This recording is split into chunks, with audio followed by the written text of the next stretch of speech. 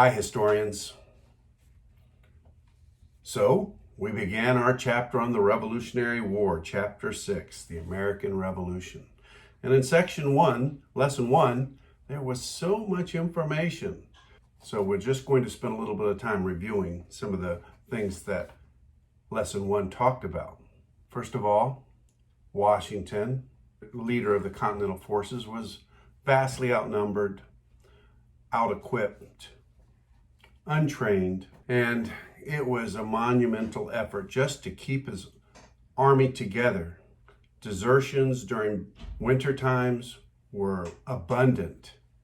He'd lose thousands of men at a time, but he persevered. Washington was pushed out of New York and the New Jersey area. One thing we should note is in the Revolutionary War, the major cities, the large cities, generally supported the British. At least they said they did. And that's where the British had their strongholds. They concentrated their military in the large cities.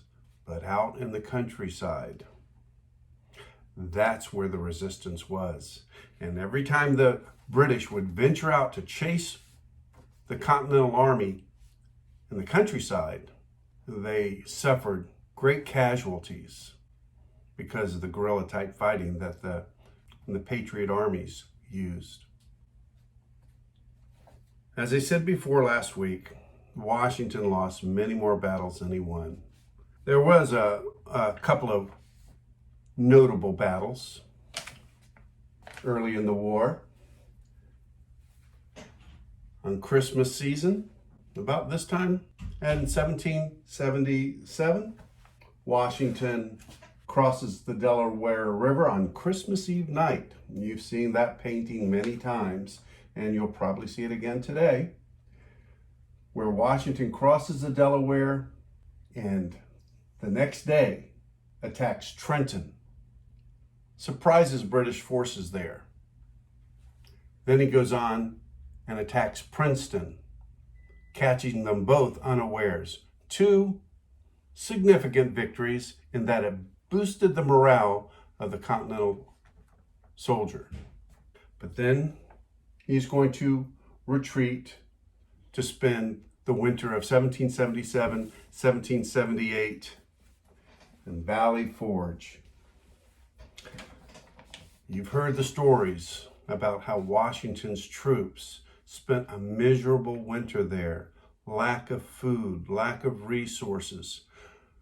Soldiers walking through the snow, leaving bloody footprints on the ground. It was a desperate time for Washington and a hopeless time.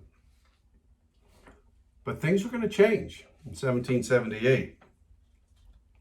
A major battle is going to take place.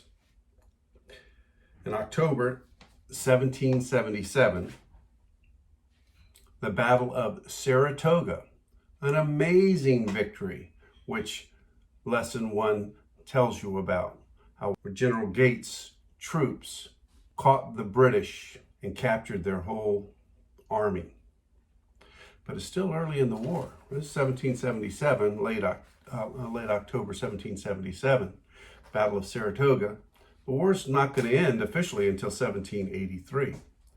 And everywhere, things look bleak for America. But this was a significant victory in that this victory showed Europe, especially France, that America might have a chance at independence. And that's when the French decided to lend money, resources, and their navy to the Americans to help fight for their independence. But this is early on in the winter of 1777, 1778. Didn't look too good for Washington and his troops. This week is a very short lesson on the war continues in Lesson 2.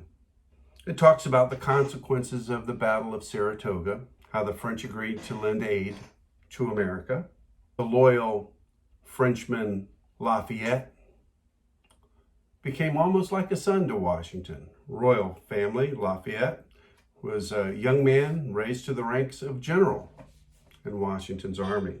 We'll read that section, complete a short worksheet on lesson 2, and watch a very good video, Liberty, Part 4, O Fatal Ambition, about the Battle of Saratoga, I believe.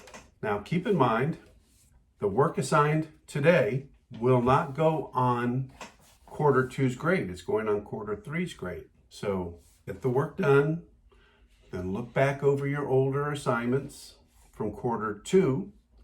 If you have some poorer scores, make those scores better. Your grade will improve. Also, when you do make up these missing assignments or you retaken an assignment, message me so that I can update your grade and focus. So let me know. It makes it a lot easier for me when I'm looking at all these grades. And if you don't tell me, I may not notice it and you may not get credit for it. And remember, this is the end of the quarter. So it's game time now. We're right down to the last inning. So let me know if you make up or complete a delinquent assignment. Have a great holiday. See you next year.